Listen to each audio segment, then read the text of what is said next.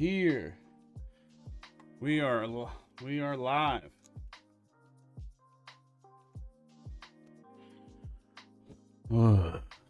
Welcome, ladies and gentlemen, to the Best Boys, a film podcast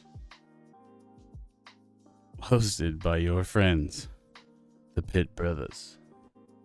I'm your host, Slob Thomas, or JP, as friends call me. And I'm here with my brother. Biological brother from the same mother. Same mother. Kory with a story. Kory Pitt Cavish.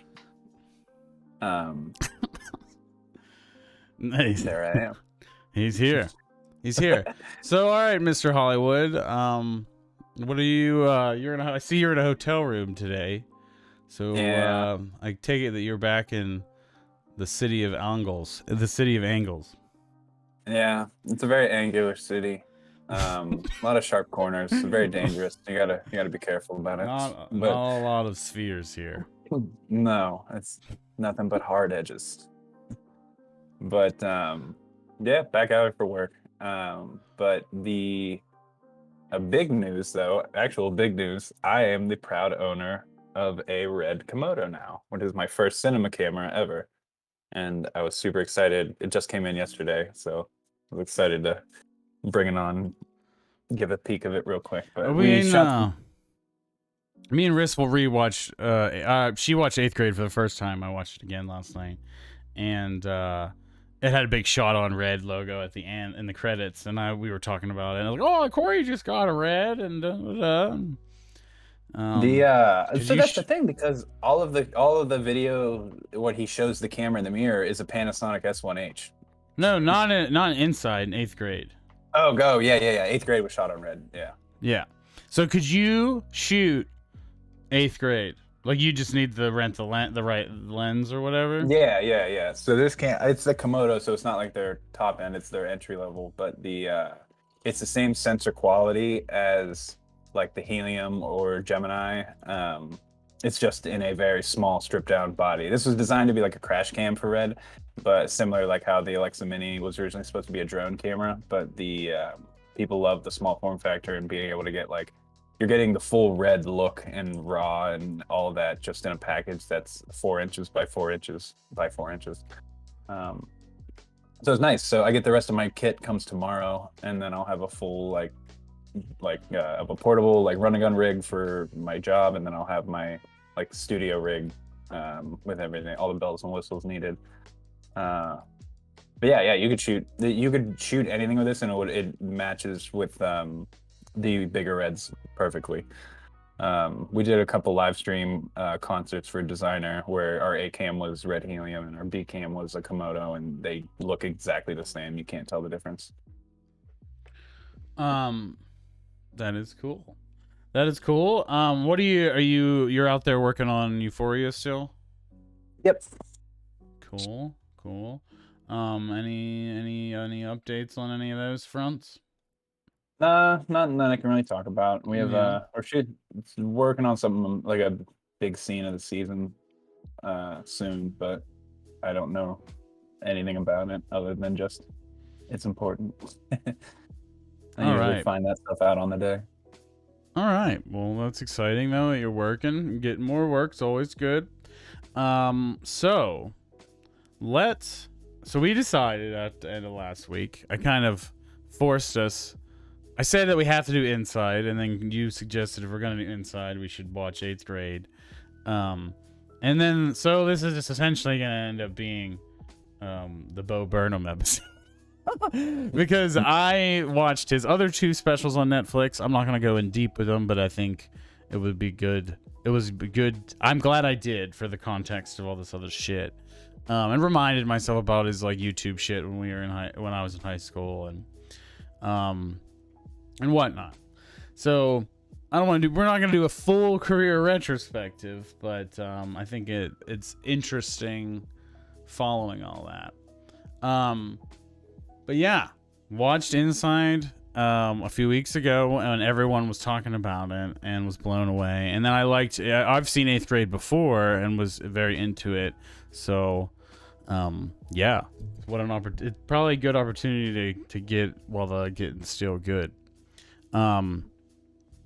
So what did you think about? We should do 8th grade first? I feel like since it's Yeah, chronologically probably. first. All right, let me switch it. And don't forget to pull the stream up on your end if you haven't.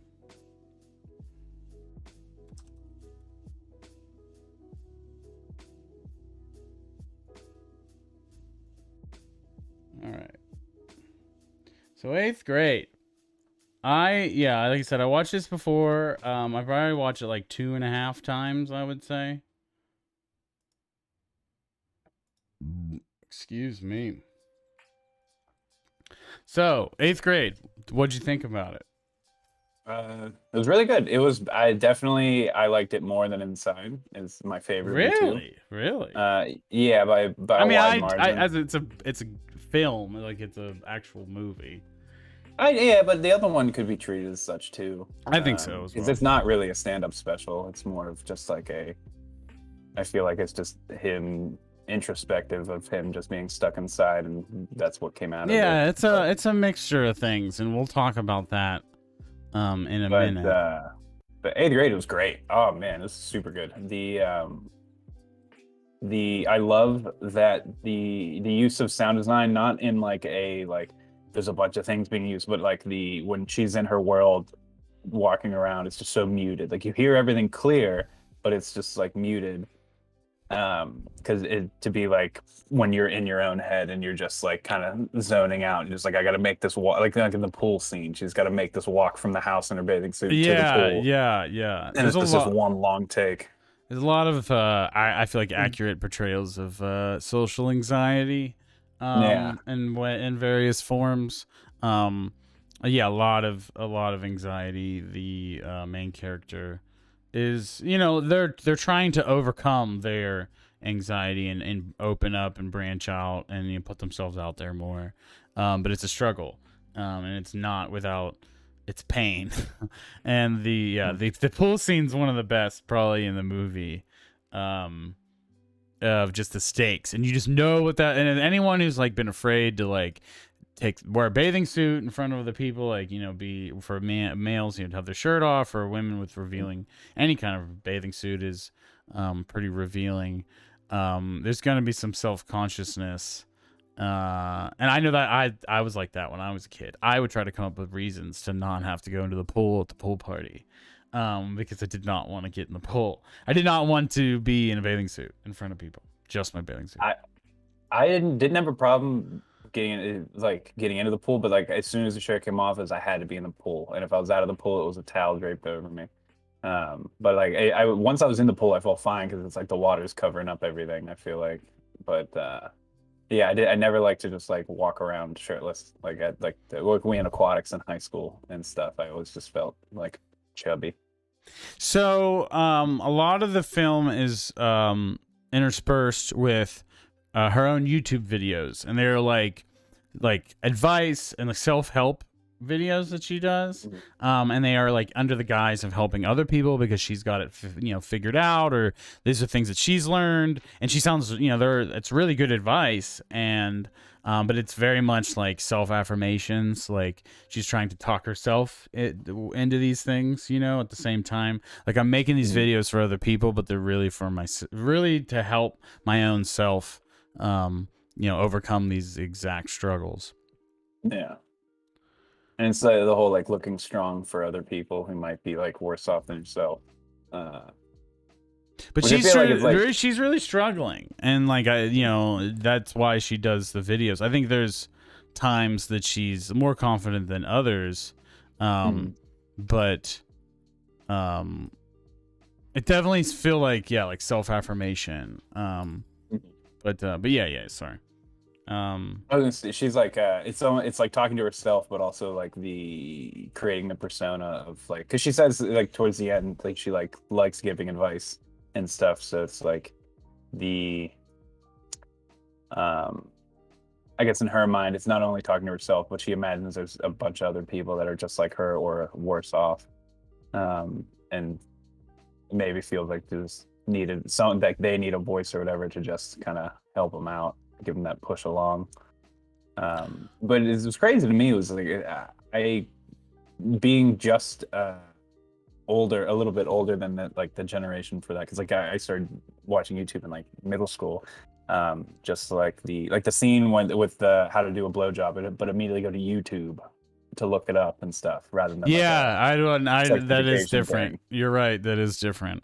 It's It's just like so interesting that that's probably so many kids do that. Just YouTube search how to for just like everything. Yeah, yeah. because YouTube is their like main.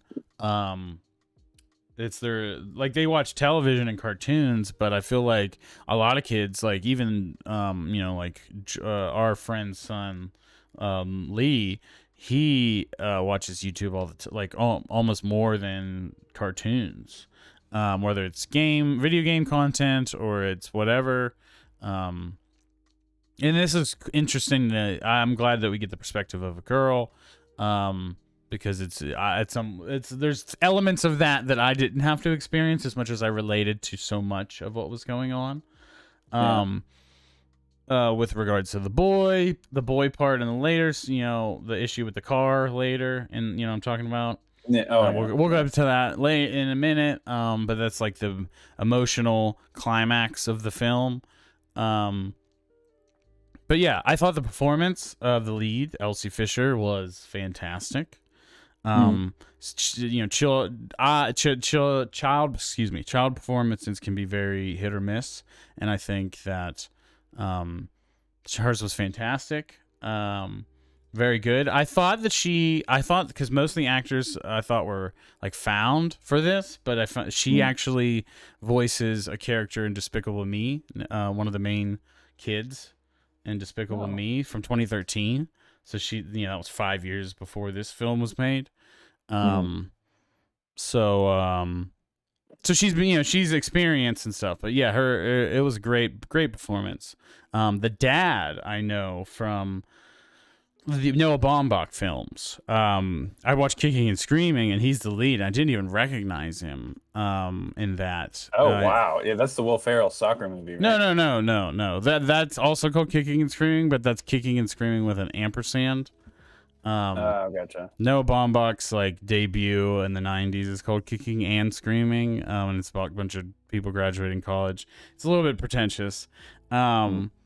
It's very much like, not to get too far into it, but it's very much like, it's very the 90s with a lot of dialogue. Like, you think of Tarantino and Kevin Smith or Wes Anderson and on their 90s films. It's very much in the vein of those.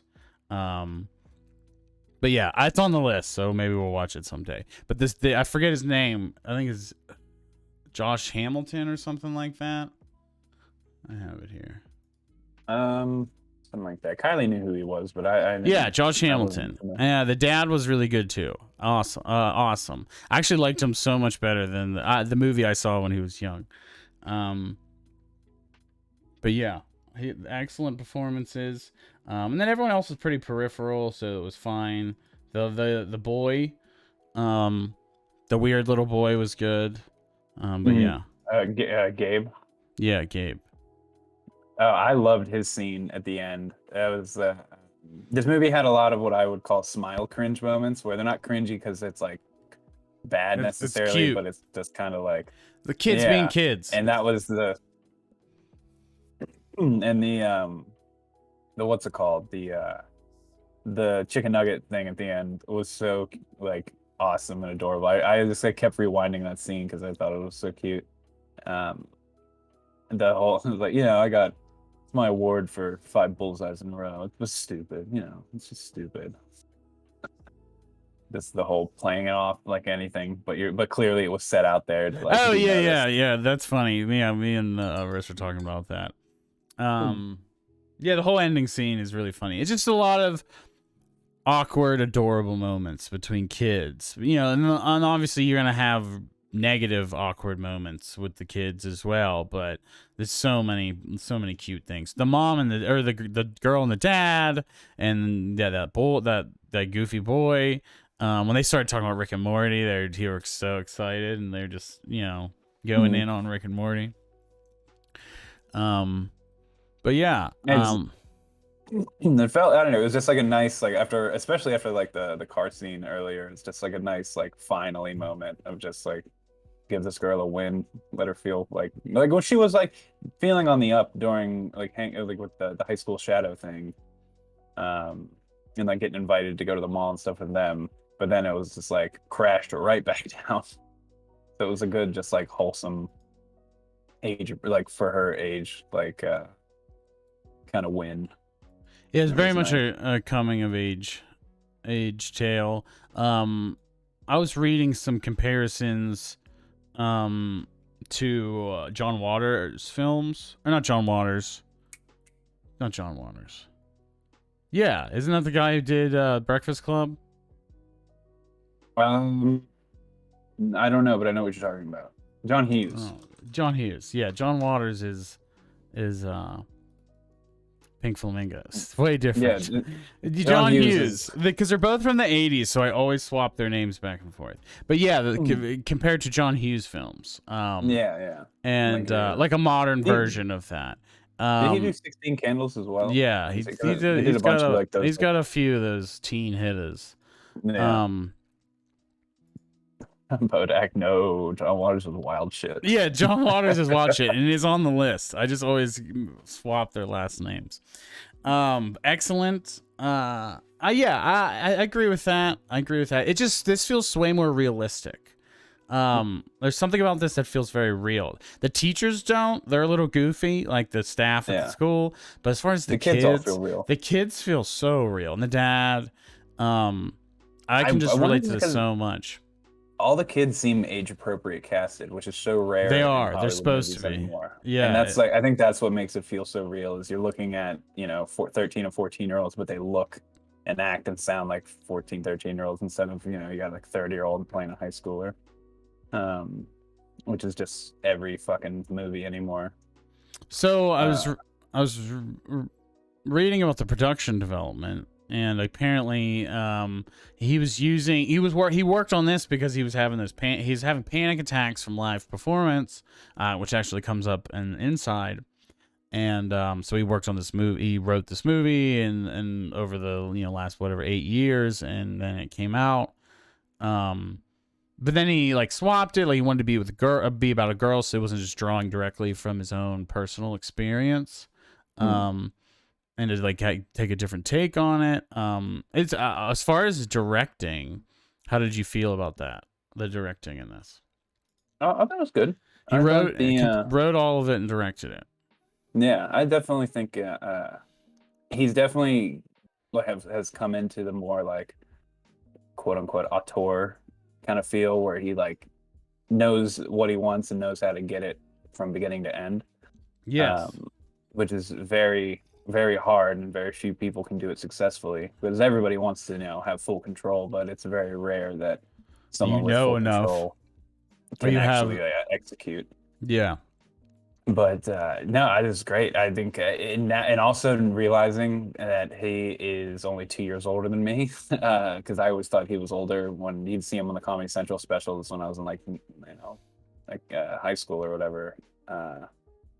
I was just you always assume people are a lot older, but yeah. So for like being like late 20s when he directed this and wrote it, it was just like absolutely fun. It's like Donald Glover saying like doing such awesome work at such a young age, and it's just like I don't know, it's incredible. It's very inspirational. Yeah, he is a year younger than me. He's around Riss's. He's around Riss's age, I think. Yeah, he was born in 90. I was gonna wait to talk about his comedy for when we got to the special, but I've never been a fan of Bo Burnham's stuff. I was introduced to him through the YouTube videos, dirty songs on YouTube. I remember he had one about fucking old ladies, and he had one about he like rapped in a bunch of them, and they were very filthy songs, and they were when you're edgy little 19-year-old or 18-year-old 17-year-old, it's funny.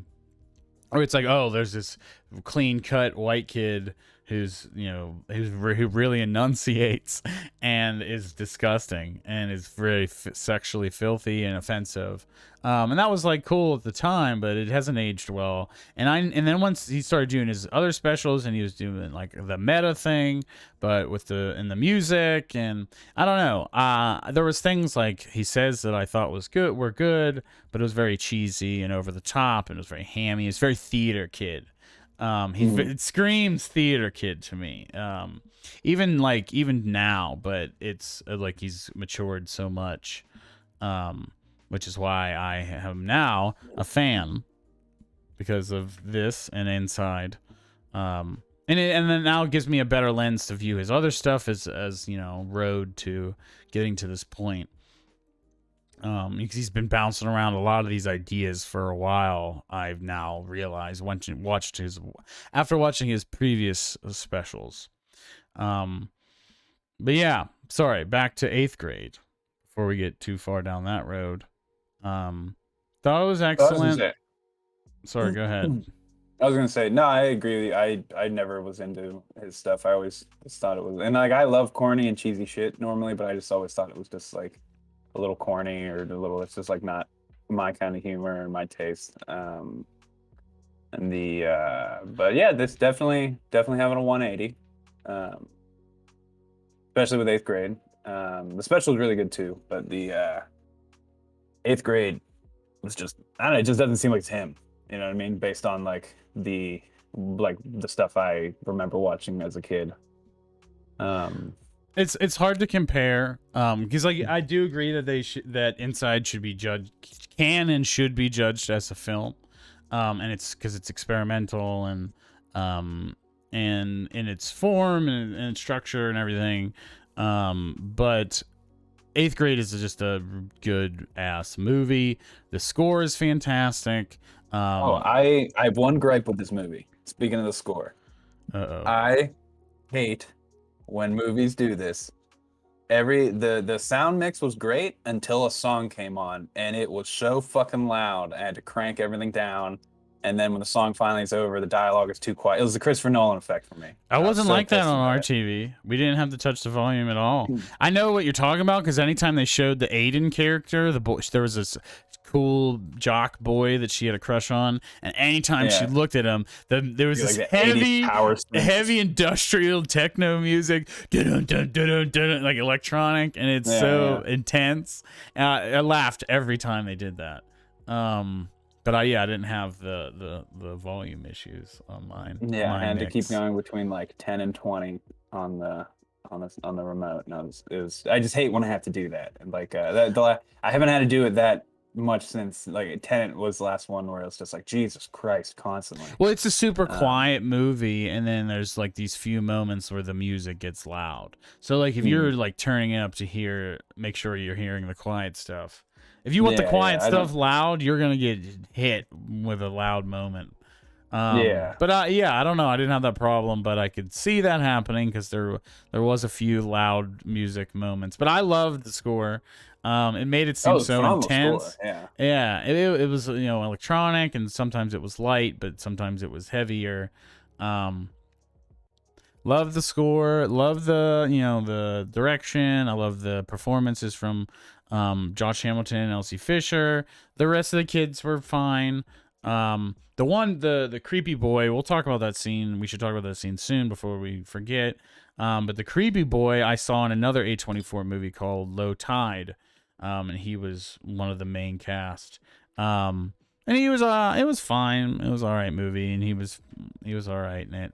Just notice the A24 movies, so there are a lot of same actors in a lot of these indie flicks. But yeah. What do you his voice seemed familiar. Yeah. But I couldn't peg him for anything. Yeah, A24 movies. Yeah, that's the other thing I forgot to mention. I don't know if I mentioned this was A24 distributed. It's our second A24 movie already. But yeah, I like what they do. I like the films that they take, they get a hold of. I mean, so the budget of this film was $2 million. That's it. Yeah. Whoa. That's what I want to say. Do Oh you wow. think? So I want to ask you this because this is. Do you think you can make a movie like this I mean, for $2 million, yeah. for $2 million? It's Yeah. yeah. I mean, it's the everything takes place just like in just either at a school or School in or the just suburban house? homes, Yeah. which is super cheap and easy to shoot. And if you're using all like no big names, it's that cuts down your actor costs. That's usually what the majority of a budget goes to, is just paying the actors. I wonder how much Josh But Hamilton made. the I wonder but how much yeah, I mean, this Elsie is. and Josh Hamilton made. I mean, you could, if you were doing this like super on a budget, you could probably make this movie for like 500,000. If you were just like, everyone's getting not great rates, but not bad, but you could probably make it. It was a critical and commercial success. 13 point. The box office says 14.3 on Netflix million. Oh yeah, it made a shit ton of money back. Yeah, for being a movie like this, indie flick, it did really well. The runtime. This is the shortest film we've watched thus far. Actually, Inside will technically be the shortest, but boy, was it refreshing to watch two films that were an hour and a half. Oh, I know, right? I was just about to say, been so sick of the 2+ hour movies that have just been coming out over the last couple of years. 90 minutes is just so, if I have the rest of my day, um, it feels nice. Like we watched the Conjuring 3 yesterday, and Jesus, that one it wasn't that good. It was meh. I But put the first Conjuring on our list because I never seen the it before. first Conjuring's great. I've seen that one. The first Conjuring's really good. This newest one was just like meh. But yeah, you just get into these things. It's like, oh god, I'm sick of feeling like I'm in the last act when I have an hour left. And I've been having that feeling with so many movies as of late, and it's I don't know. I don't know. Everyone just got so used to just like a feature being like 2 to 2.5 hours, 2 to 3 hours. I don't know. It's just feels long. I don't know. Maybe it's just because of quarantine. I'm just getting sick of watching stuff and sitting at home and shit. But I just thought the pacing, everything perfect. Hour and a half, perfect. Yeah, such an easy watch. Both of these are easy watches, but Yeah. because of the length. But I think particularly this, I was engaged the whole way, and it just paced really well. Every scene was interesting and didn't go on too long, and it led you into the what was happening next. Yeah, just a well-crafted film for somebody who's never made movies. Apparently, I just was reading on the wiki that he insisted that he was going to direct it, and then he like trained with the DP of the movie and did a bunch of shit with him and read a book from Sidney Lumet on making movies, and yeah, spent 8 months pretty much hardcore cramming to learn directing, and did it. Yeah. Excellent product. After both of these, super interested to see what he does next. But yeah. What do you Yeah, Sorry. I mean, if you're gonna ask me what I would give it star-wise, We're about at that time. We're almost at a half. well, let's talk about the scene, the car Oh, scene. yes, then. yeah. I know I forgot something. Okay, so there is make sure if you suggest this to somebody, particularly anybody, I would mention that I would warn them there is a scene of like sexual assault or almost sexual assault, like very close, and very like pressuring and Yeah, it's like I'm asking permission, but I'm also blaming you at the same time. it's it's very manipulative, Yeah. and especially for somebody. So the first time I saw this, I didn't know that he was supposed to be a senior, like graduated. Those kids are graduating seniors. I thought that they were junior, I thought they were juniors becoming seniors, which is still bad. But it's just like, Jesus Christ, like you are just a straight creep, dude. Like she's in like eighth, 14 max. 13. She's 13. Oh, Jesus, They even said worse. that. Yeah. That was so this is like so disgusting. But it is riskless with me, and not to say anything too far, but was like this is a very accurate portrayal of this shit that happens when you're this age, Mm. around this age, give or take a year, give or take a couple years. But these situations happen to like so many young girls, and um, I don't know. It's illuminating. I think I think kids should see this. I think that kids and they're in eighth grade should see eighth grade because it's accurate. I feel like it's so accurate because it does have a level of like. So apparently, this movie was rated R, Mm. and there was disappointment that it wasn't rated PG-13, because they wanted kids to be able to see it, like middle school kids to be allowed to see it. I don't remember hearing any F words in it. No, it's just the sex stuff apparently. The Yeah. blowjobs and the car scene and Mm. yeah, this all the sex stuff in it is what I guess got it bumped up to R. And apparently there was some people that thought that it should have been appealed, but A24 I guess decided to never appeal the rating. Mm. But so apparently A24 then arranged one unrated screening in each U.S. state, in Canada.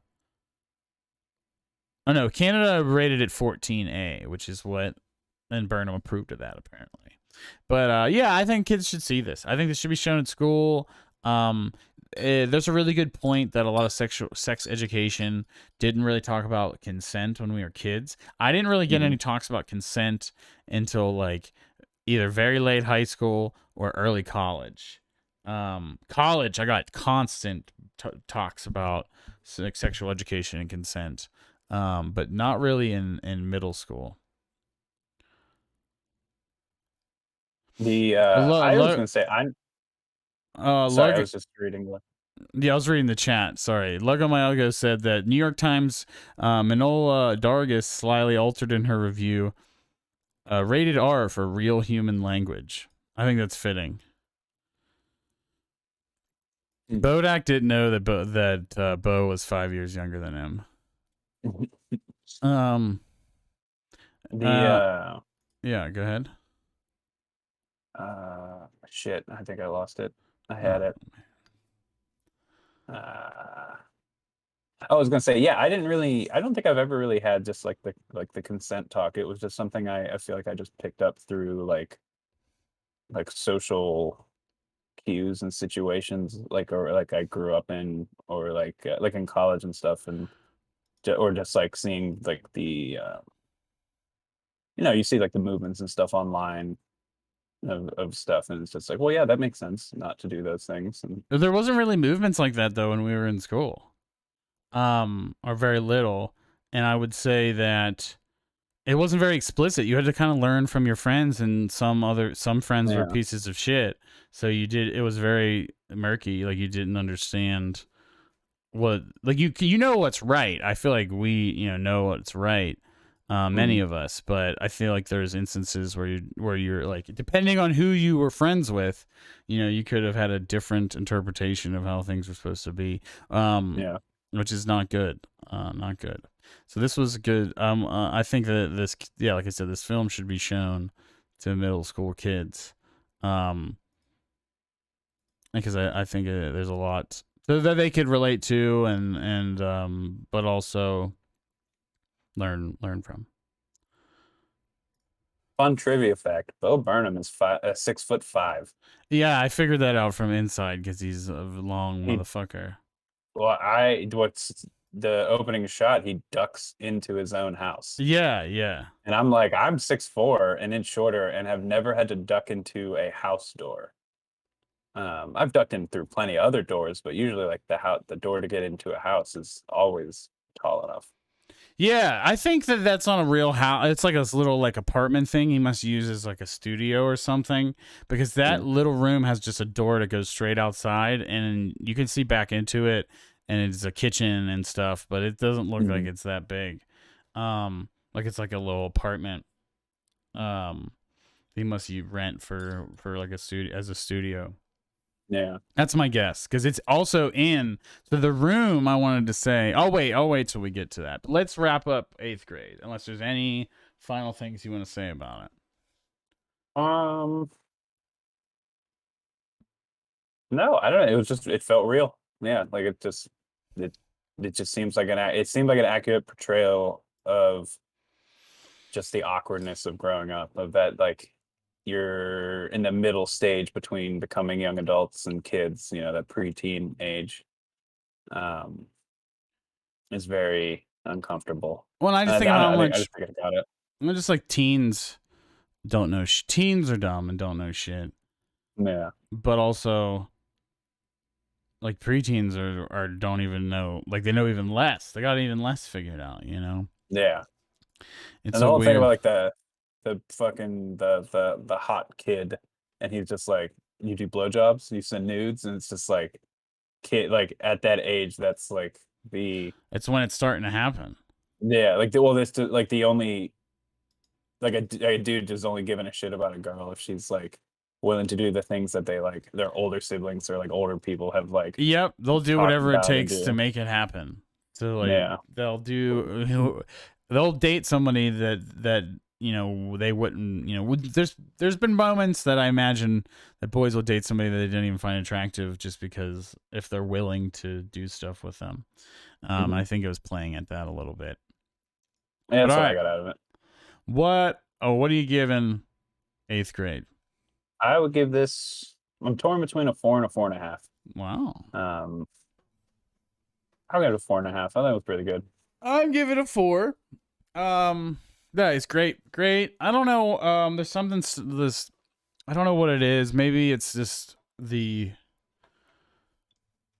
Like I mean, I was impacted emotionally by this for sure, but it didn't. It didn't blow me away. But it was a great film nonetheless. I don't think it. I'd put it above. Like I don't know. Like to compare it to things we've already watched, I would definitely not put it on the level of Minari, but I definitely. Oh no, God, no. I'd probably put it around the level of Shape of Water, but I think I'd put Shape of Water above it. I would put this above Shape of Water for me. What about Amelie? I think They're so different. They're so different. They're It's way hard to. different. I think I'd do Amelie personally. Yeah, Amelie, it's just that slog in the second half kills Amelie for me in a way, whereas this was so perfectly paced. I think I need to watch Amelie again to be honestly fairly review it. But all right, that's it. 4s, 4.5 possibly. So I need you to definitively gun to your head say 4.5. I'll go 4. If a Minari was a 5, then I'll give this a 4. Okay, now let's move on to All right, Inside Out, a Pixar film. Inside Out.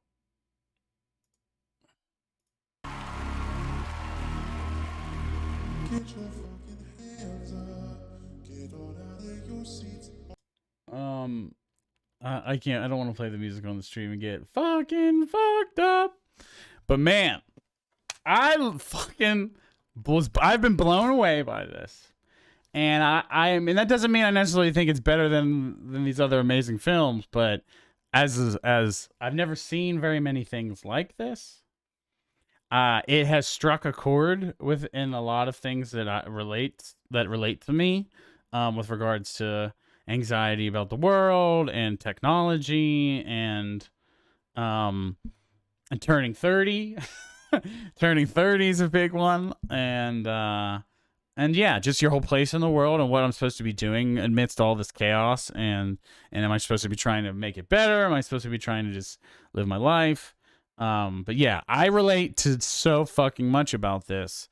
Being an already partially introverted person, to this kind of a degree, and but then having quarantine kind of just send all that shit into overdrive. Yeah, I will say that I thought this was in the way like cinematically, the way it's directed, edited, and all that stuff. Honestly, one of the coolest things I've seen in a very long time. Loved the imagery, the use of the projections, and like everything's done with just like a couple LED lights and a Leco spotlight.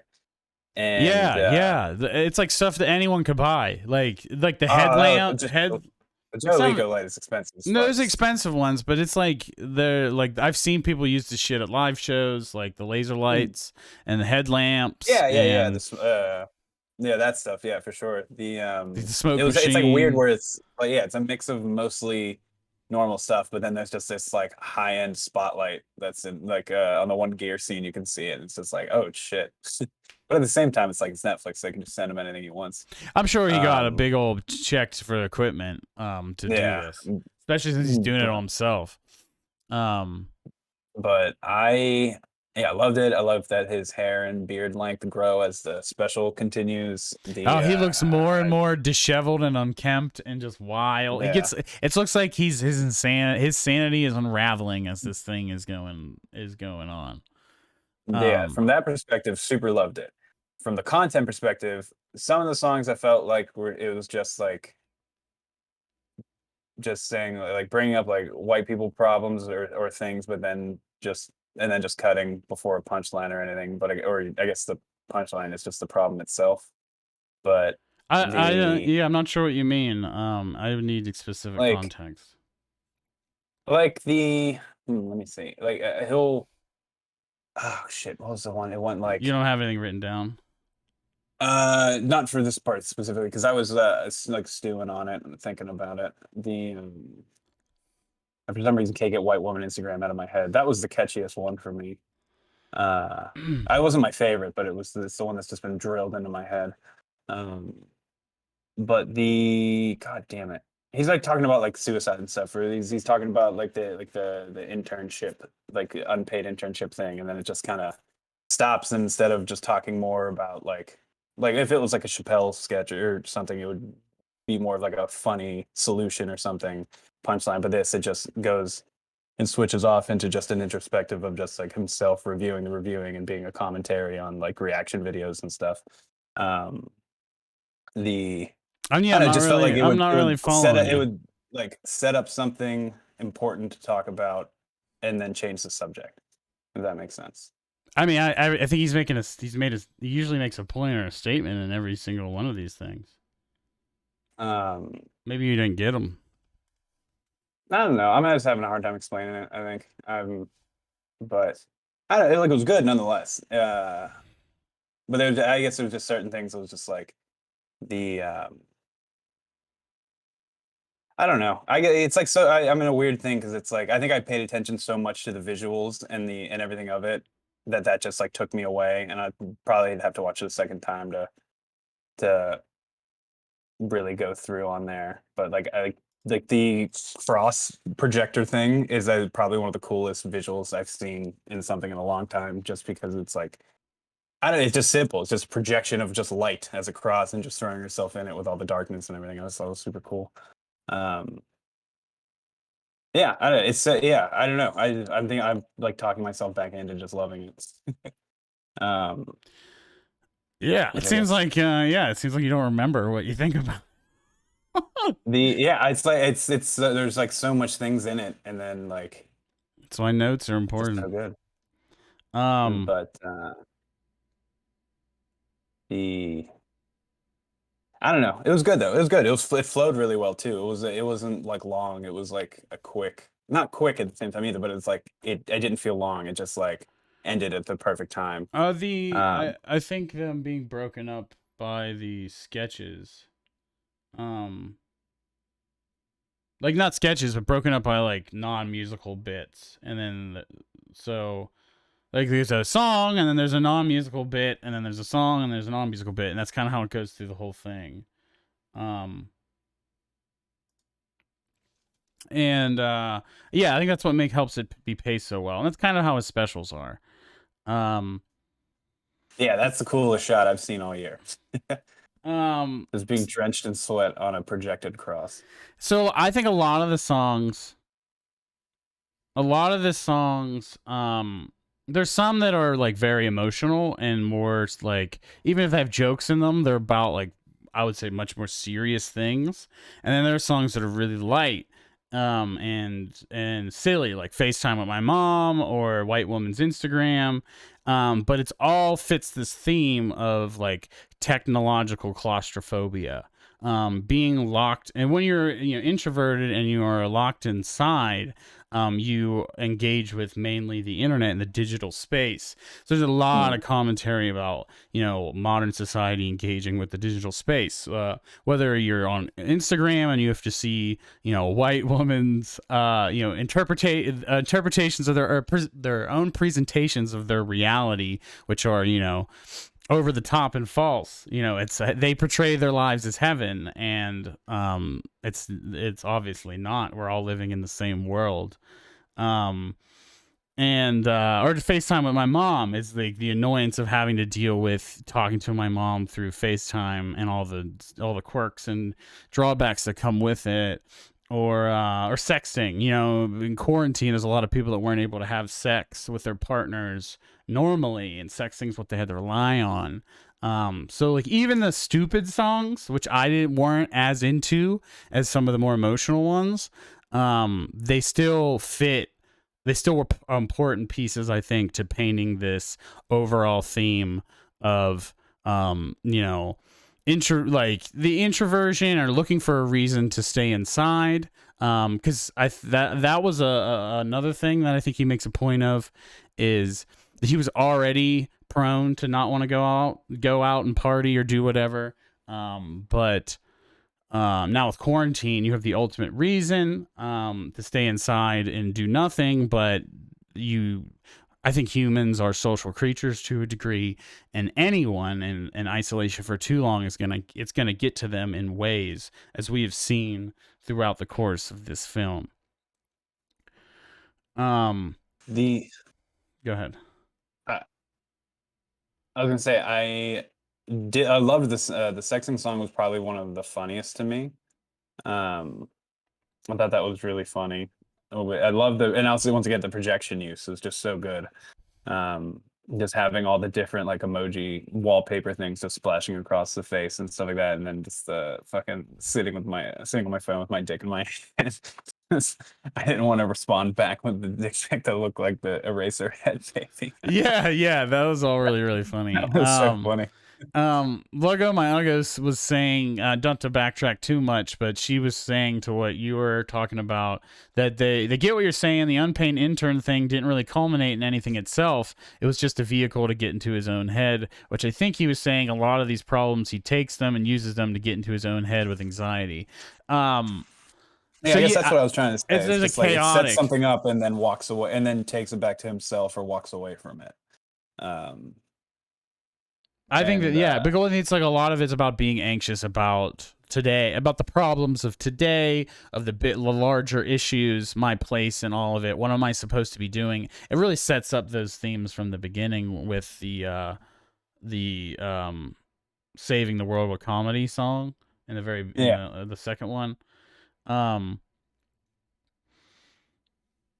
yeah, I think that makes a lot of sense. There's a lot about anxiety, and it is. He even says something about in the "How the World Works" song, which is like a Sesame Street kind of bit, and mhm. the Sako, the very revolutionary Sako character, is like you have to see your own, your self actualization through the lens. You have to help people through the lens of your own selfishness. So like, is it really because you want to help people, or is it because you want to feel better about yourself? Yeah, So it's not even like you're really helping. Um, it's also, and then the bits with the brand, like the inside brand, like he's like a brand spokesman, and he's like, mhm. how do you No, that was do really funny. you See, stand? Do and you stand with like Cheetos in their fight against Lyme disease or something like yeah, that? yeah, It's it's like the wheat thins. wheat thins, yeah. Mm. Like that's all very accurate. Like anyone is a lot of people motivated by social stuff today it's for money reasons in terms of brands. But there's also a lot of people all down in the streets, like Sako was referring to, that are really trying to do real work, and you can either get with it or get the fuck out of the way. Rich straight white man. Uh So I definitely can sympathize with it. It's something that I've thought about a lot as a white man. Is like there's things you want to do, and there's so much wrong, and like we also like he says in the comedy song about like we've had the floor for 400 years, and maybe I should just shut the fuck up. And then he looks at the camera and he's like, no. And that got me. That got me. Because I think that's what a lot of us think about and go through, and it's like the feeling, the need to express your opinion at all times. There's a bit about that at some point. Do you think that, and I hope I am able to describe this correctly, because I have a real hard time formulating my thoughts into words, but the making it specifically just about like white people who, you could say have it the least hard of all people. Do you think that's a little like, I don't know, tone deaf or something else to just wait, what? only make it about that? Or It's what do you mean? Only making about that? Well, all the jokes and stuff like that always seem to just reference just being white and white people and like. Well, it's because he's a white man.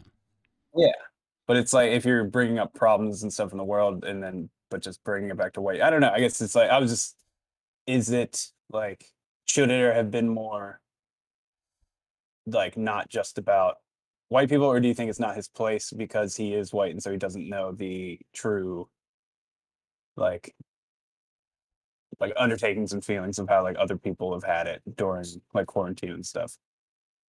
I don't think he's not saying that white people have it bad. He's saying that white people have it good, and he has emotional issues he's having these own emotional issues, but he's very aware of his place as a white man society, so it makes him feel bad, but it also is true, and he has to be self-aware of it, but also self-awareness does not absolve you of anything.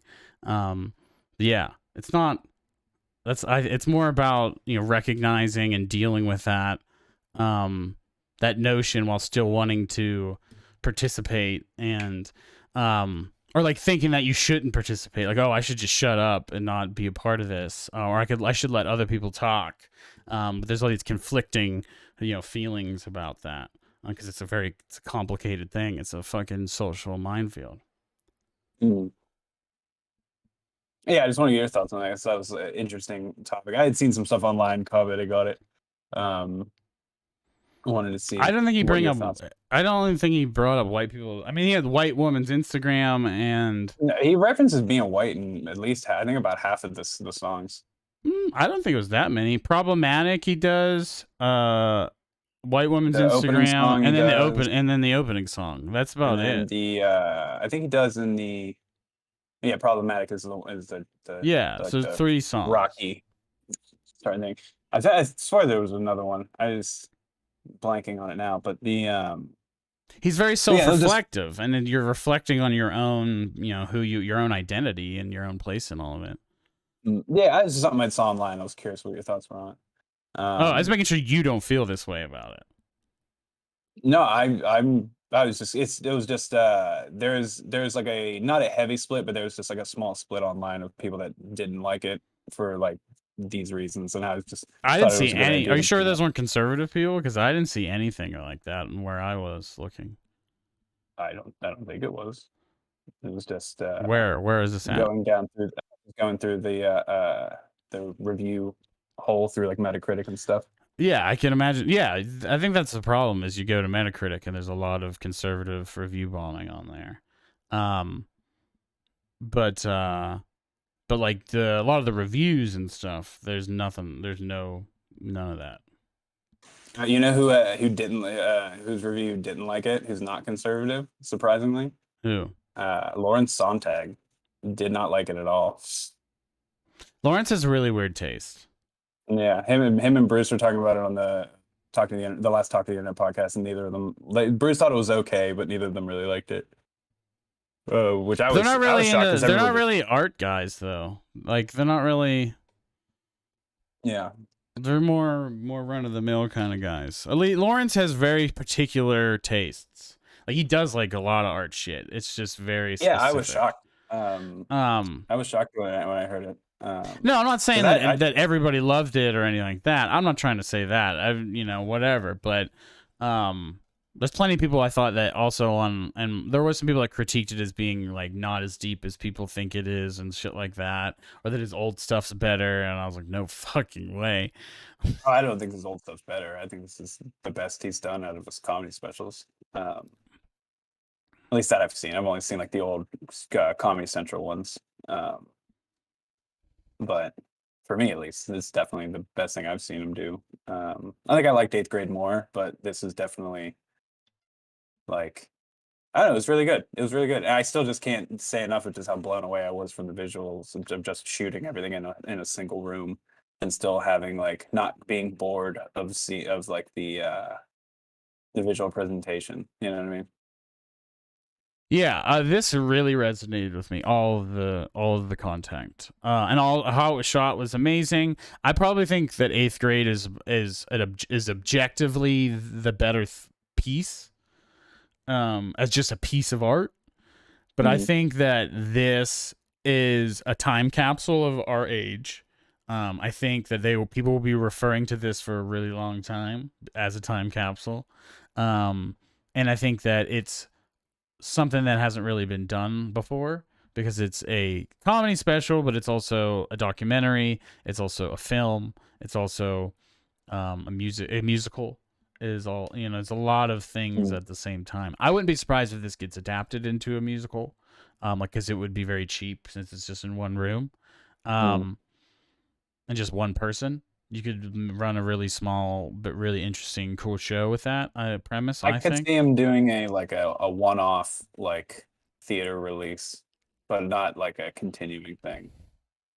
Um, like I like featuring him doing everything. You know what I mean? Like I can see that being like a pop-up thing showing up randomly, and it's just like one night only, live inside.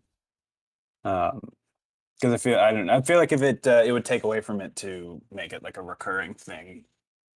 Uh, because like the on this medium of on of being a film more than a live production, I think like the how am I trying to say it sells what he's doing a lot better, having full control of the visual versus sitting in an audience and watching it as like a play or a musical. Um, if that makes sense. I mean, you're sitting. Yeah, I mean, you're sitting in a chair regardless. Um, but I think being able to edit it is what's like. I don't think if it couldn't have been a play first, like it had to be. It has to be what it is, but I think it could be totally be adapted. But yeah, I'm not. I agree with some of what you're saying. Um, so what was my favorite songs on it? Because I would rate them for two different reasons. The funniest song, or the best song probably is "Welcome to the Internet." Um, my personal favorite was "That Funny Feeling," um, which was the acoustic song he sang towards the end. Um, Mine was I like problematic just because the visual was so good that it just like it sucked me in on it. I love this picture. I love this image. Um, but the inside sketch was I know that's not really a song, but the was probably the funniest to me. But problematic was probably my favorite. I just like that more. Like he does like that heavier 80s synth stuff so well. Uh, and it's just so like exactly what it needs to be well. Oh, that was so cool too with the headlamp thing, shouting at the disco ball. Like that's so fucking clever. But also like there's enough fog and atmosphere in the room that he gets a solid beam that just show up on camera. It was just so like technically so good. I think Um, problematic. I think is one of it was one of the better songs like made. Like the beats really, the instrumentals really good, but I feel like the mm, content was not as good. I feel like he was like talking about how he should be. How come no one's canceled me yet? mhm. I've been problematic in the past, and then but then every example he brings up is like a silly I had an Aladdin costume as a kid, Yeah. and like I didn't as paint I didn't darken my skin, but I still feel weird I about feel it. like that kind of took away from the power. Like it could have been even more powerful, like some of the other tracks, or the other bits. The most powerful ones I really liked. I liked, yeah, the unpaid intern thing was funny because it was like, oh, okay, he's doing a parody of this song that South Park did, and then but then somebody already did it, and he must have. I really enjoy that he cuts some songs short when it's like, you got the gist of the joke, we get it, buddy. You don't need Mhm. to. We don't need a 3-minute song about this. So he just cuts it, and then it becomes a bit, and it's more about, you know, YouTube culture and like reaction videos and how it's very self-referential, and you're reacting to a reaction to a reaction to a reaction, and it just becomes this derivative, and it's a facsimile of a facsimile, and it just Mhm. and you're right, everything starts as about something, and then he's all of a sudden talking about himself, like critiquing Mhm. himself, and how he's not doing, whatever, I did this bad or whatever, or I'm not doing good enough, but also I don't give a fuck. I'm going to keep talking. It's this weird juxtaposition. I think that's the conflict that a lot of people, might have inside of themselves about some of these subjects. Because you want to do what's right and you feel like you have a social responsibility, but also you also have to keep yourself held together. You can't Mhm. just kill yourself to save the world because you are just one person. Unless you're Jeff Bezos, who he brings up multiple times in this thing, for probably that reason. You can't really change the world yourself. You just got to do the best you can. And I think that was like the ultimate theme. I had a hard time understanding what the song "All Eyes on Me" song was about. All eyes on me, all eyes on me. You know what I'm talking about? Yeah, yeah, yeah. That's towards the Um, end, right? I thought it was just like, these are just nothing words, but then I played it back, and there's the lines about like the ocean's rising, like I give a shit. You say the world is ending, honey, it already did. And I don't think Mhm. he's being insensitive to climate change with that line. I think what he's saying is, I can't give a shit. Like what's happening to the world is already happening, and I'm Mhm. doing my best. And but I gotta keep Like on trucking. to give a shit anymore is to just ruin like the enjoyment I could be getting out of the time I have. Yeah, yeah, yeah, and not that like he thinks he Not in a should. selfish way, but I Yeah, just you should, and like not like he's like polluting or he's like littering and whatever. But even the act of recycling as even if all consumers recycled, it would just be a drop in the bucket compared to um industrial waste. Um, and that can be defeating. That can make things feel futile. But it doesn't mean we should not do it.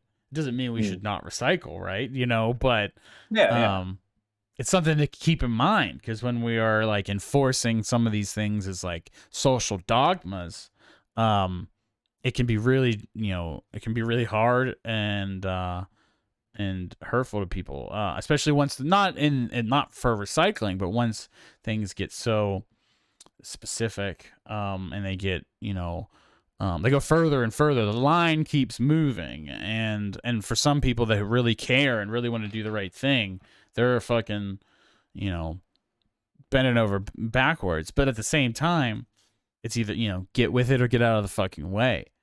Um, it's really the juxtaposition of these things, like knowing what you can do, knowing what you should do, knowing what you're capable of, um, but also like, if it's not someone's responsibility to teach you or to hold your hand or to make you feel comfortable about it, like, it's, get out of the fucking way. Um, yeah. I don't know. The messaging in this is very powerful, and it's a little anti-capitalist, but it's not like, I think it's just more. There's sometimes he just makes observations, and he Mm, doesn't provide solutions. It's just like, this is fucked up. I don't have an answer for it, and then yeah, yeah. and I can't give you an answer for it. This is just, how can we go on, living this way? That's one of the Um, things that Lawrence said he didn't like it was because of the not providing solutions, and he just was referencing it as just like how would he say it? It was just like Not that it's his job to provide a solution, but like I think he was. It seemed like he was part of the like this isn't as deep as everyone thinks it is crowd. But Um, I think that but no I don't. one's. Sorry, go ahead. I was gonna say, but I don't think it's meant to be like you were saying like that. I think it's just being like, this is what's happening around me while I'm trapped, like locked inside of my house, and like all I can do, you can't do anything about it because you can't leave your house. All you can do is just observe it, and to make speculation or do whatever is just and then you're just those people that just post endlessly on Facebook and share links that they don't read. Logo Mayogo said, "I think Bo Burnham's lane is not providing solutions." I think Yes. that's part of it though. Is part of it is that you don't know, and it's like, but what? But what if this? But this? But this? Mhm. Like he brings up this point, and like we should all shut the fuck up. But I'm not gonna do that. We should all do this, but there's this, or but we there's this, there's but this, and it keeps going back and forth with it. There's an inner confliction about it all, and it weighs on him. I watched both of his. He has two specials on Netflix from before: Make Happy from 2016, and I think the other one's called What from 2013. And actually, the end of Make Happy, he he's in the room from inside, and he walks out, and like there's a woman in on an apartment across the grass yard, and he pets the dog, and it's like it feels like that the ending of that is like the beginning of Inside. I didn't, and he's been meta forever. So he's had this anxiety and he had a song about like having a lot of empathy and that making you feel bad because you can't help everyone and you can't do the right thing for everyone. And he's a lot of songs about, or a lot of bits about not giving homeless people money and feeling bad about it, or not giving his money away because he has it, or like those kinds of things. And he's obviously been building to this, but what makes this different? Obviously, it's the music is actually good. There's songs on this that I could just straight listen to.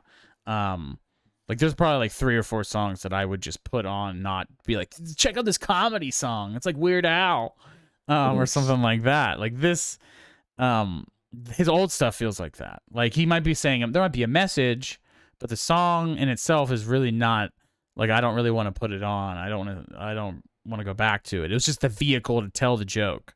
And I feel like now the music is important, and may obviously not being in live form had some assistance in this regard because he could really sit and dwell and flesh out the instrumentals and everything. Uh, I liked how he just gets progressively more unhappy as it goes on.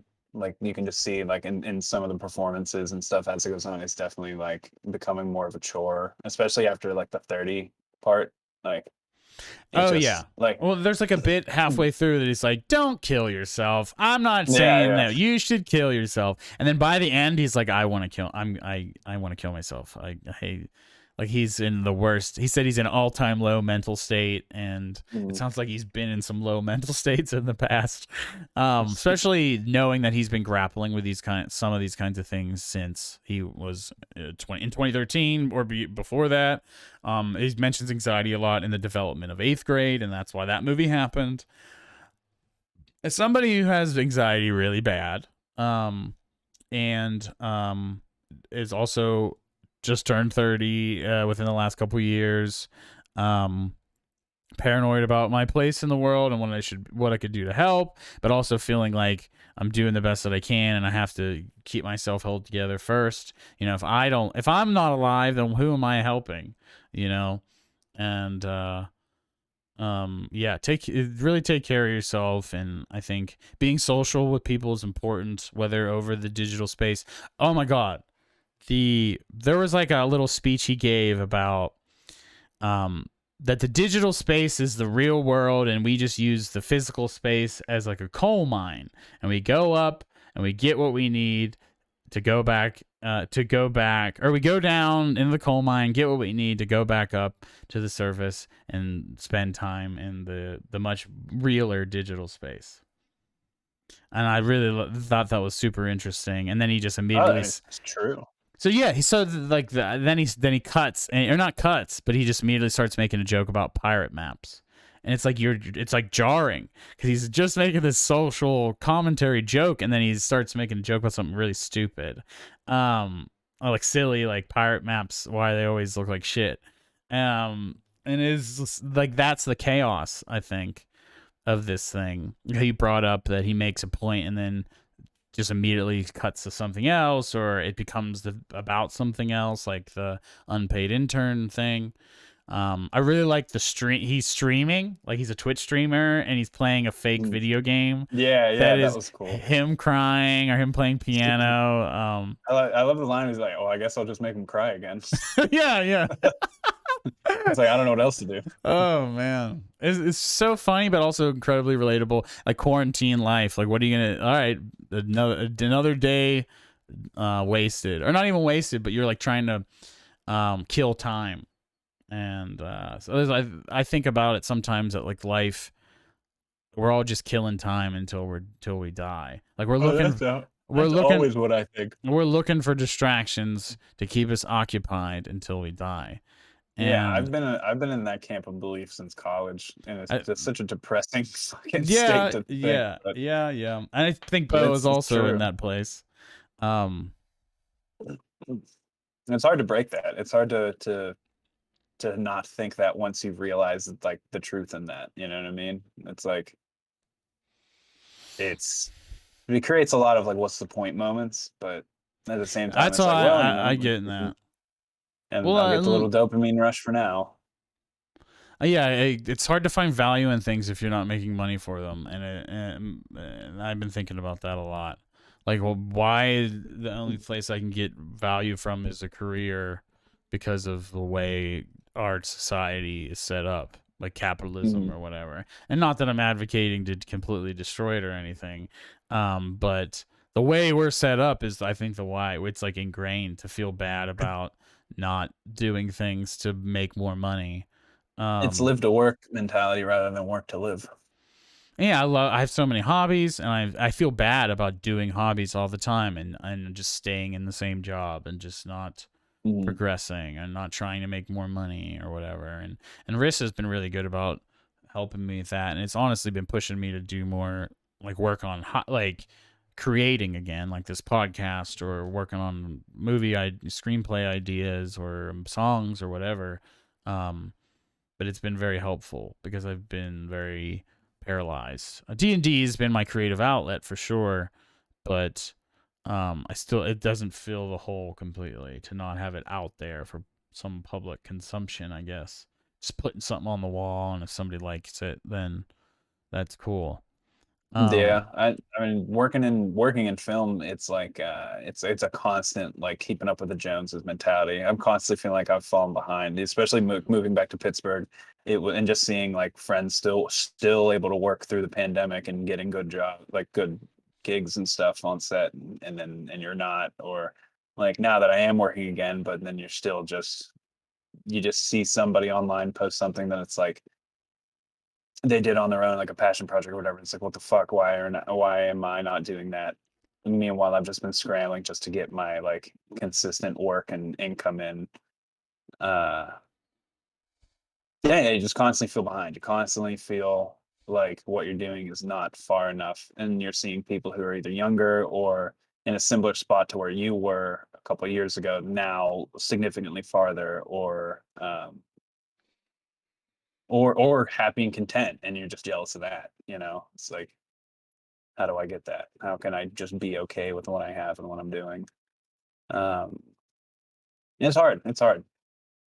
It's hard, but and it sucks when no like one has it all figured out, and that's what I've realized the older I get, yeah, is like no adult that is going to give you advice. I mean, there's people that are wise from experience and know more than me, but like no one has it all figured out that's ever one of probably lived.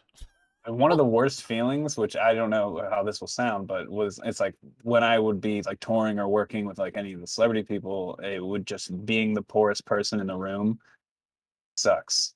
And not because anyone's talking about it, but everyone's like, all right, let's go do this. And it's something that costs a lot of money. And I know that if I go and join them, I'm going to drain my bank account trying to just so I can hang out and keep up. Um, but it's just like it's just such a shitty feeling. Um, but I don't know. That's just something to overcome and learn to be happy with what you have and know that if you can just keep working hard enough, I guess you'll get to where you need to be. Um, Yeah, but that's but that's straight up capitalist shit. yeah, I know it's so hard to break. It's so hard to break. Well, it's not that I mean, if that's what makes you happy, then do it. Absolutely, like progressing in because your hobby and your main hobby and your career are one. So like Same thing. you are in the privileged camp to have that because a lot of people don't. Like me, mine are divided. And it's my dream to have that.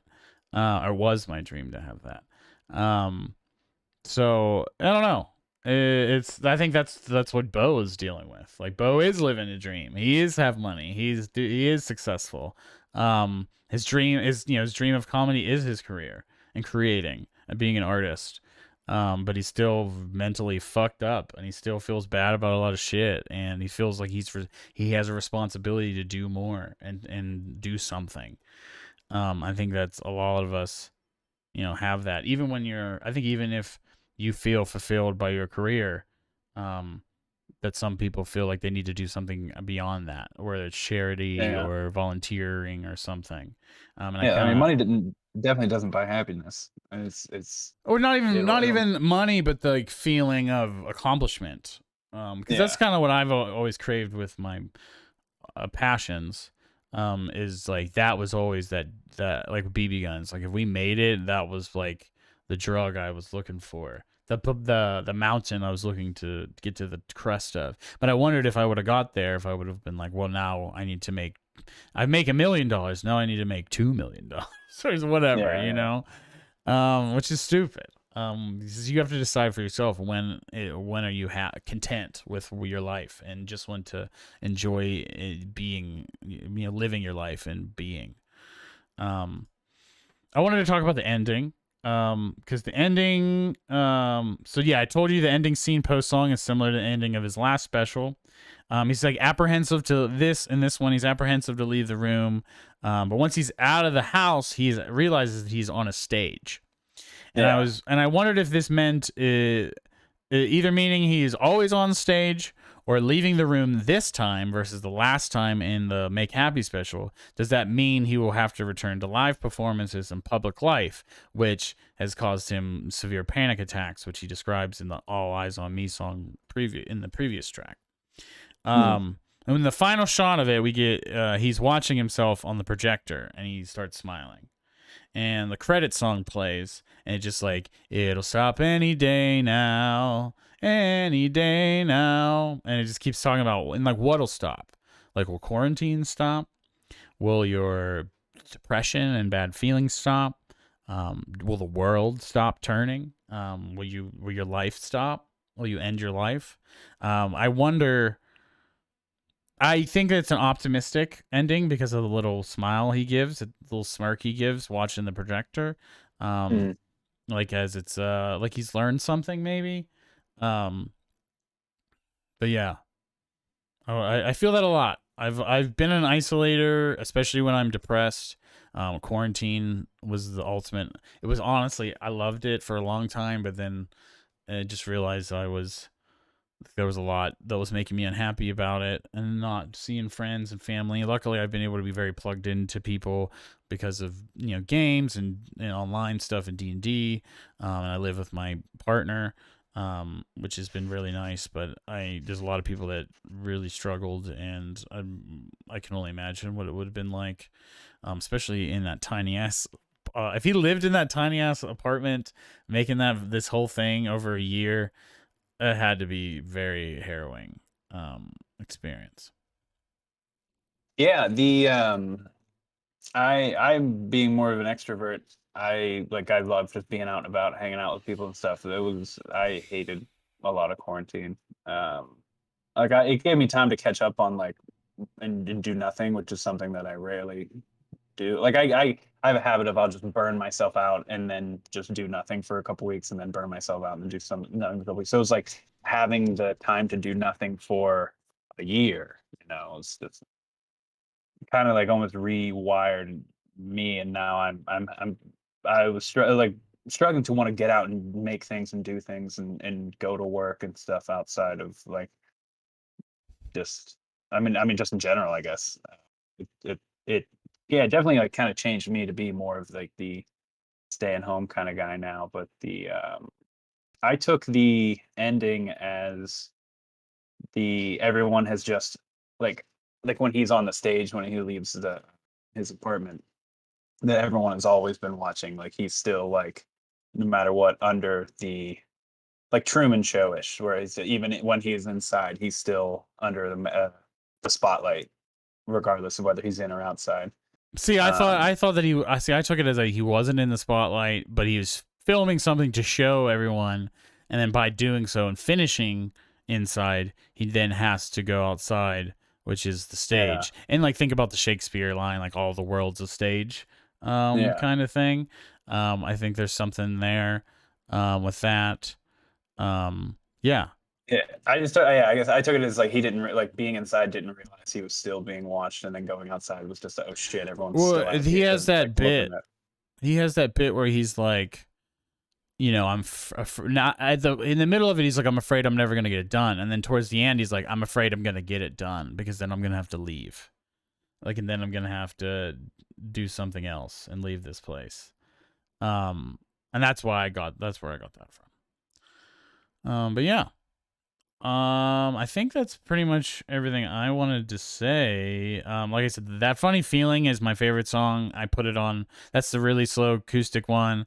He has a line about Robert Iger's face, and it resonates so much with me because I think about scrolling Facebook and just randomly an article about Bob Iger comes up, and I don't give a fucking Hmm. shit about Bob Iger, but because of the internet and entertainment articles, that you just see a fucking article about the Disney guy, and he's not even there anymore, and I still see articles about him. It's just like it was a very that song is very like Bob Dylan-y, like random words and phrases, but it's very much describing the time. There was a line in there about um, reading Pornhub's terms of service, going for a drive, but I'm obeying all the traffic laws in Grand Theft Auto 5. And I think about people, reading while they drive. I've done Mhm. it before, like reading Reddit or Facebook or whatever. But also people that think about like RP servers in Grand Theft Auto. Like there are a community of people that role play in Grand Theft Auto and follow the traffic laws. Like that's I had part no of the idea. game. Yeah, that's part of the game. It's like there's police. Like you can role play as a cop, and if someone blows a red light, you can fucking pull them over in the Oh game. wow. So it's like it's irony, like the irony of all of this world that we live in. We'll do something dangerous with our real life car, but we will obey the laws and in the digital space. Yeah. Um, that's just I don't know. There's so many examples that fit in this theme, and yeah, there are individual songs that I would say isolated in a vacuum. Sexting, I thought actually is my corniest song. Um, like I think it's funny, but it's also like the most corny. Um, and I was like, it by itself, I'm like, okay, this is a cool comedy song. This could be a sketch on Saturday Night Live or something. But then seeing it in this whole as a piece of this whole thing, it says so much more. Mm. And I really like that's what makes this better than his old stuff. It's because his old stuff said things, but it wasn't executed to this level, and it wasn't arranged in such a way that makes it so powerful. It is deep, but it is not the deepest thing in the world. And I think that's why it's so popular is because it's incredibly accessible at the same time. It is a Mhm. little abstract. It is a little off-putting. It is a little challenging, but it's also accessible and digestible, and the songs are catchy and get in your head. Um, and yeah, I think that's what made this blow up like it did. And I think that's why this is going to be referred to in the future. Riss said that she would show her kids this to have them know what it was like to be in quarantine. If she, and like that's like, yeah, that's a good. I kind of agree. Do you think that he's gonna go on a hiatus after this? like a long one. He seemed to indicate that he's gonna do live stuff again. And I hope he makes more movies personally. But whatever makes him happy. He's like a lesser white Donald Glover, really, at this point to me. I'd be interested in seeing him do anything, act, do comedy, music, or direct, or write and direct. Yeah, he's definitely now entering Donald Glover's level to me. It's not quite there. He's lesser, definitely lesser, but like the jack of all trades, a master of all trades. It's how Donald Glover can be at times. But yeah, loved it. So do we want to talk about how? I think before we give our scores, I wanted to bring up like evaluating this as a film versus evaluating it as a comedy special. Me and Risk got in a little bit of a discussion about this afterwards. Like, is it fair to? So I said, is it fair to compare this to another comedy special? Like, do you evaluate this the same way you would evaluate Chris Rock's Bigger and Blacker? You know what I mean, or whatever name. No, I mean, John Mulaney, whatever. If it's a comedy special that's more in the lane of just like a series of skits, let's say, like this, maybe, but I wouldn't. Especially if it's stand-up specials, like because it's live. Well. Yeah, the live, and it's like produced. Even if it wasn't live, like this is arranged like it's almost not a documentary, but just like it has documentary bits, but pieced together. Your sound's getting really bad. You sound like you're underwater. Oh, sorry. Is that better? Yeah, that must have been it. Yeah, like I don't know. I would judge it as a movie. I would judge it as an art piece, as a film. And so, I mean, it's definitely a comedy. Like Briss brought up, like the comedy special structure. Like it is structured similarly to his specials in the past. Like he randomly uses like audience laughter drops. Not that much, but mostly in the beginning and some at the end. And just like the song talk structure is how, like that's how his other specials are. But I think it being recorded and it being like individual, like separate, it's edited so heavily that it puts it somewhere else. I think comedy special is a part of its DNA, absolutely. But it's so many things. This is a series of music videos intercut with documentary style discussion. But it's also music video. But there's sorry, I didn't mean to jump on you. There's a through line with the narrative, and the songs reinforce the narrative for sure. Like, would you compare this to Runaway, the Kanye music video short film? I think that's actually a good. That is actually a good comparison. And obviously, Runaway is very, very. It's got a way higher budget, but that is actually a good point. Or what about The Wall? We haven't seen The Wall yet, but does this compared to the musical movies, like, or like I think what's it called? But it's the comedy that makes it different. Concept albums, like. Yeah, like like movies for albums, like The Wall or Runaway. But it's the comedy that's different. It's like if Weird Al did one of those. He might have. He made movies. I don't think he did one with music though. Yeah. Yeah. I guess that'd be better, a bit more apt comparison. I think that I don't think any of those. Well, granted, I've only seen Runaway, but we need to see The Wall. Runaway is I think underrated, but it's cool as fuck and is a good watch. But it's very abstract. Yeah, I think it's too because it just relies on the music to tell the narrative more so, and it. I think this stands on its own, like regardless of music. Even if you just had just like him talking about the things in the songs rather than just having them be songs, I think this would stand on its own. I agree. It's definitely it's just something that's just not been done, and if it has, not to this kind of execution. And yeah, if it's What's your been favorite done, bit? this never been done in this tone and this level of commentary. Obviously, it's a lot more literal commentary than it is like symbolic commentary, like in The Wall. But Mm. The Wall gets heavy-handed at times too, from what I remember. Well, yeah, we'll probably have to watch that sooner than later. Not in the next couple, but sooner than later, just while this is fresh in our minds.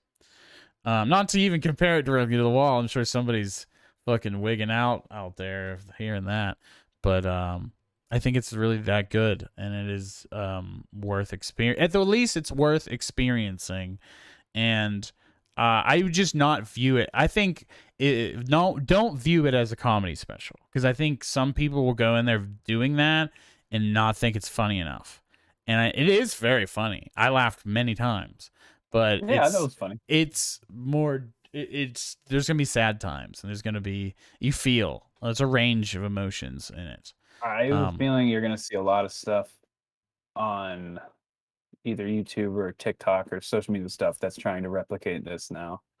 So Um, apparently it's blowing up on TikTok. All the songs are going crazy on TikTok right now. But yeah. yeah, I would imagine that other people will do this same thing. Um, and it's gonna inspire a new wave of shit. I think maybe not a giant wave, but more people will do this thing. And it's very indicative of TikTok culture. It's long form, obviously, but it's very indicative of YouTube and TikTok Mm. culture, and I think that's why it probably will do well. It has done well with young people. Um, and I think it really speaks to the putting constraints on art can breed innovation. You know, putting artificial constraints, whether in terms of equipment or in terms of logistics and production, or whatever. Just some artificial, arbitrary rule can put a whole different set of parameters on the medium to force, and it then forces you to create something different to meet that goal. Um, Mm. and I think that this is innovation bred from constraints. Yeah, I agree. And that you don't need, and I think with both of these films, you don't need a gigantic budget. You don't need to tell some epic space opera or whatever superhero CGI fuckfest.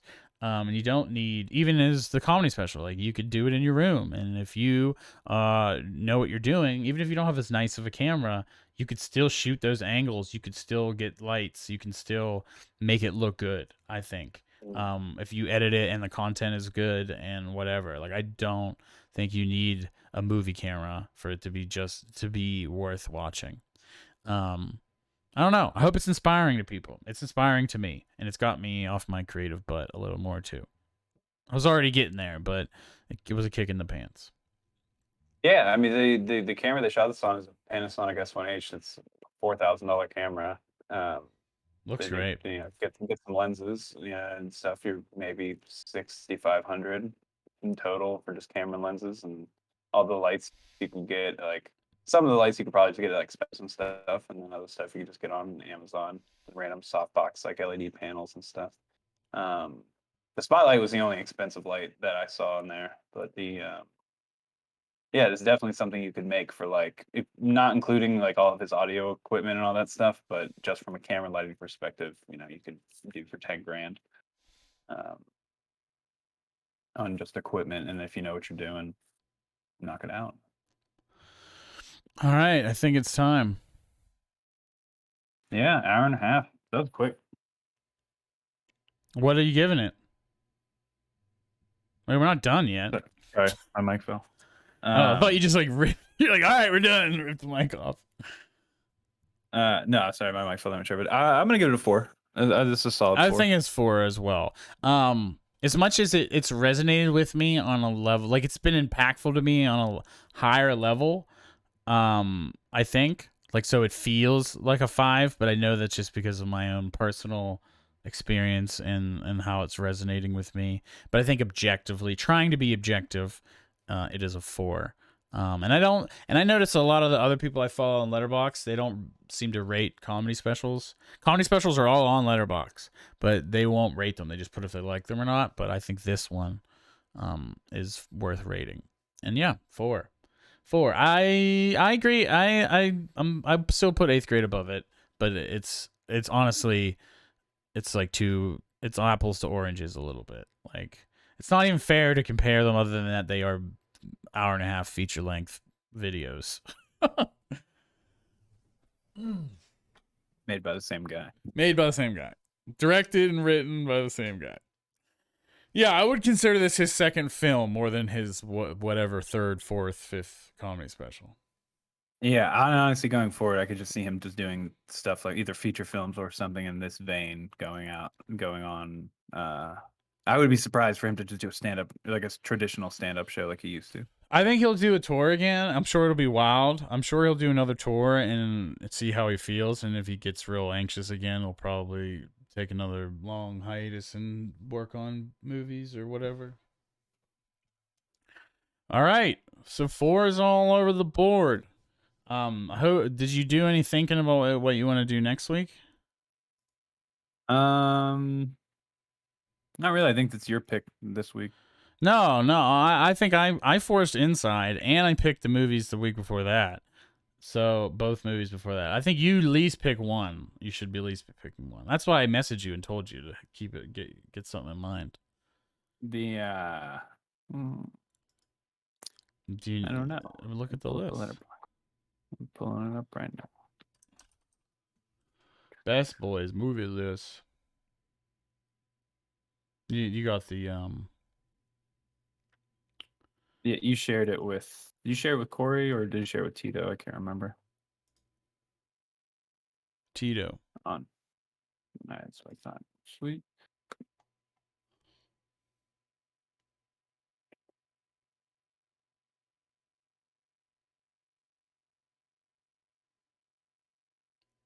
Okay, best boy movies list.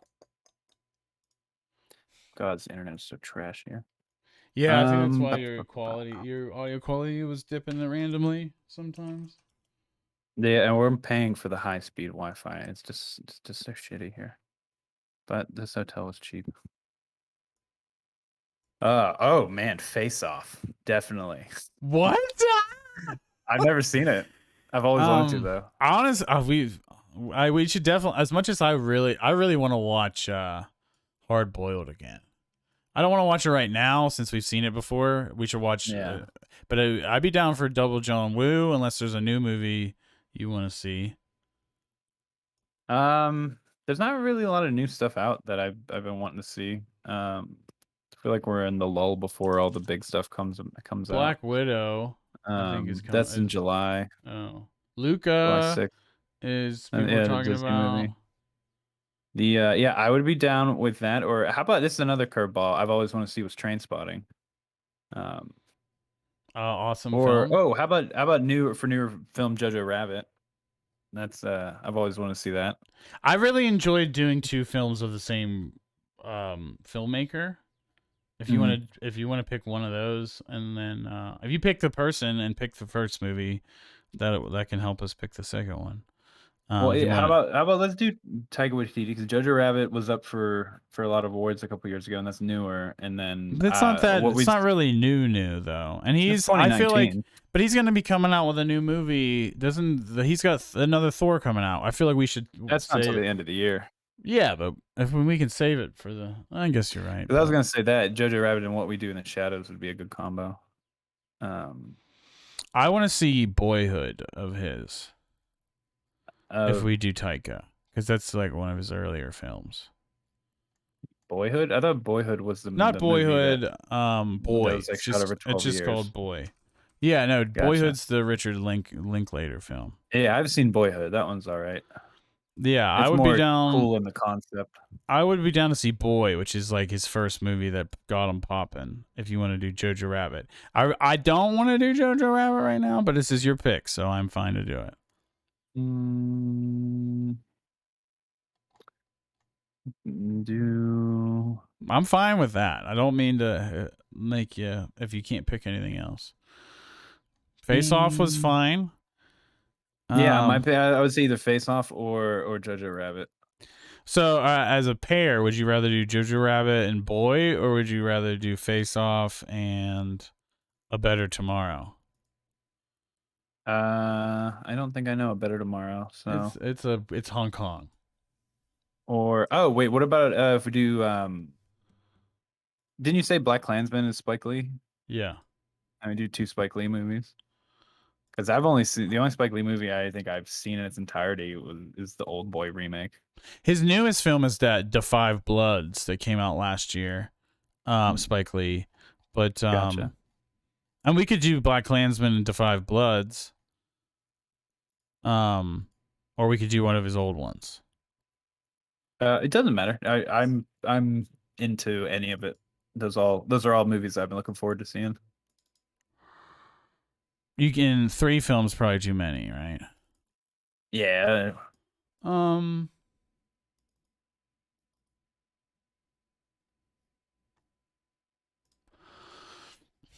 let's just do your original idea. Taika Waititi's fine because we can always just do it. He has more movies later. If you want to do Jojo Rabbit and Boy, we can do that.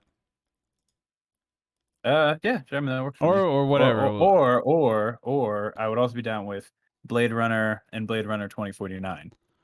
Oh God, I've always wanted to see Blade Runner 2049. So long. It's 2 long movies. Oh gosh. I'm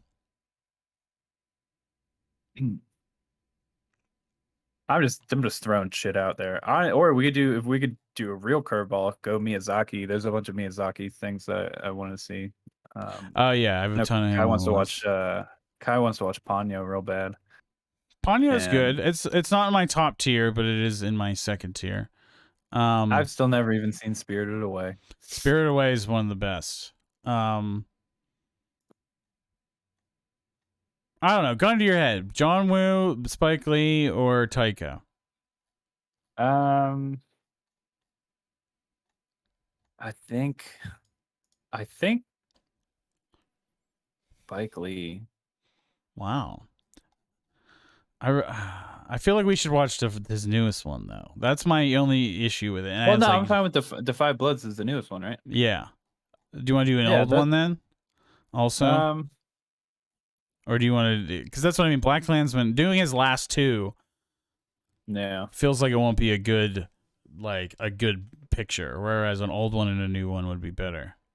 Well then let's do Taika then, because I know nothing about Boy and I'm fine going blind into that. All right. And then at the end of the year, we can do the new Thor, and maybe we do we can do Hunt for the Wilder People or something else.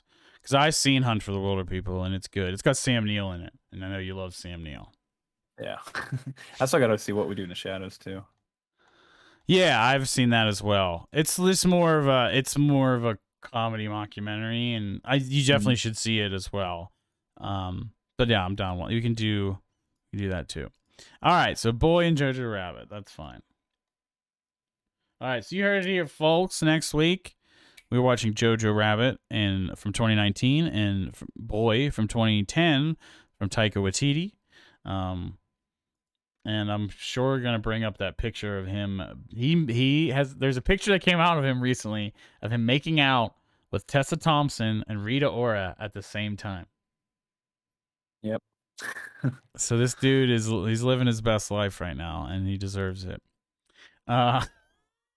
So I'll find that picture and at least put it on the screen then.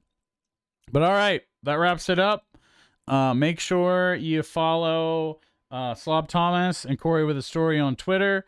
Make sure you follow Slob Thomas on Twitch. This will go up on Monday on the Best Boys Pod YouTube channel and Facebook, and yeah, we are on Best Boys Pod is on Facebook as well, and yeah, get with it. Watch these movies with us and join in the chat. Kory, you got anything to say to the people out there? No, Kory with a Story on Instagram, and yeah, see you on the next one. All right. I'd like to get some guests on here once in a while. Not every time, but like if we can talk to somebody and like they're gonna watch the movie that we're gonna watch, I would be down to put a third in every now and then. But all right. Have a good night or have a good day. Peace. See ya.